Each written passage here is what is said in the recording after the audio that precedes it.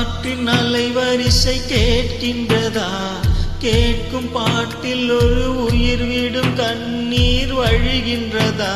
நெஞ்சில் அணைகின்றதா? இதயம் கருகும் ஒரு வாசம் வருகிறதா? காற்றில் கண்ணீரை ஏற்றி கவிதை செந்தேனை ஊற்றி கண்ணே உன் வாசல் சேர்ப்பேன்.